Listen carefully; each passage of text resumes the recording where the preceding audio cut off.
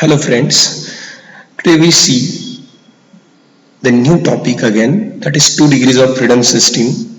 Generally, two independent coordinates required to specify the motion of system to understand the behavior of the system, that is called as 2 degrees of freedom system. These coordinates are generalized coordinates. As we know, single degrees of freedom system has one natural frequency. In the same manner, 2 degrees of freedom system have two natural frequencies and so on. System having 2 degrees of freedom system.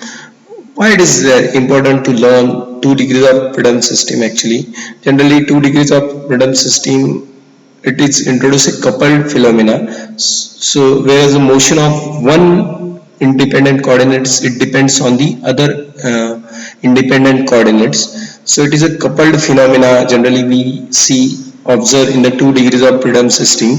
Here we see in the figure M1 and M2, these are the two masses and they are joined by the two spring K1 and K2, and every mass we can give the different motion. X1, that is the displacement we can give to the M1 mass, X2 it is the displacement we can give to the M2 mass. When we giving the displacement to the first mass, the total behavior of the system is different, and in the same manner when we are giving the displacement to the second mass, that is X2, then whatever the behavior of the system, whatever the response of the system, it is different.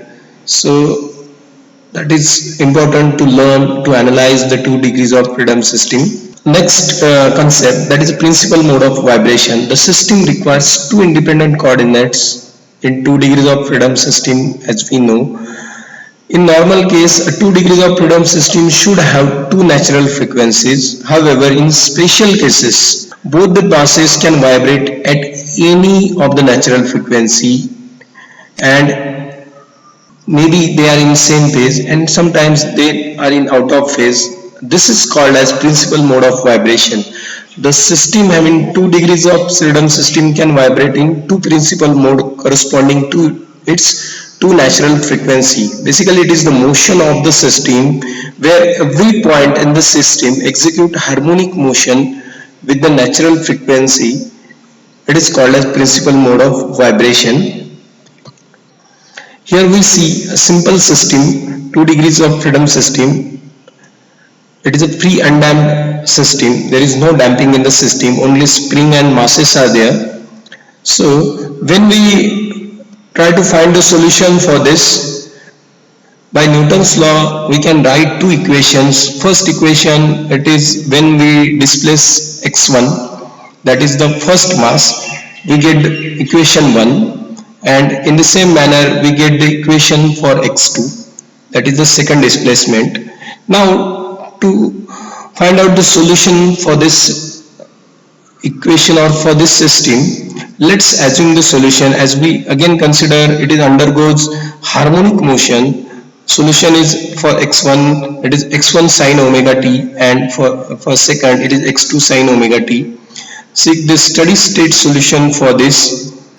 As we know, this is an eigenvalue problem and the determinant must vanish. So the solution can be written as in the following manner, and we vanish the determinant, and to find out the solution we can write the simple equation for this. This is m1 into m2 in bracket omega square complete bracket square plus minus m1 in bracket k2 plus k3 bracket complete minus m2 k1 plus k2 bracket complete and complete bracket omega square plus in bracket k1 into k2 plus k2 into k3 plus k1 into k3 bracket complete is equal to 0. This is the equation we can write from the equation 1, and again we simplify and we calculate the omega square. Omega square we know that it is an eigenvalue as lambda. So omega square, it is a eigenvalue, and to simplify this value to find out the values, let us assume m1 is equal to m2 is equal to m, mean both the masses have same magnitude, and the stiffness of all the springs, stiffness of k1 k2 k3, it is equal to k, means it is same.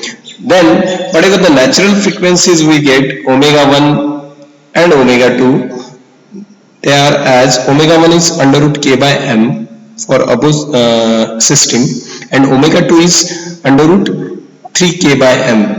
Now when we put omega 1 and omega 2 in the above equation, equation 1, we get x1 by x2, that is basically our mode shape, or it is basically called as mode vectors or eigenvectors.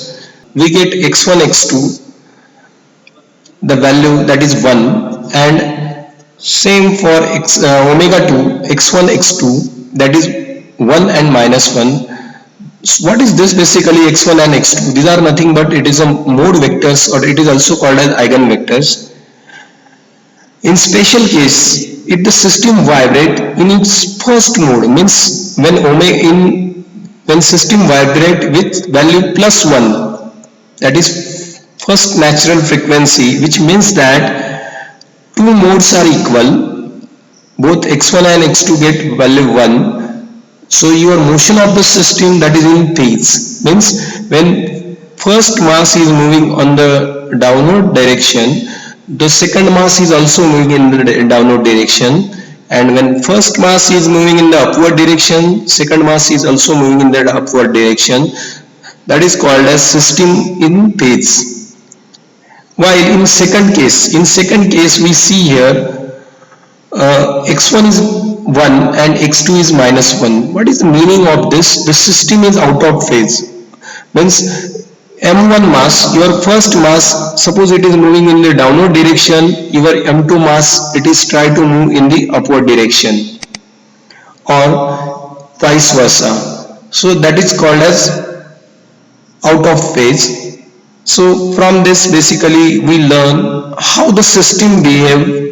We can easily calculate the motion of the system. That is the importance of this analysis when we consider the simple harmonic motion.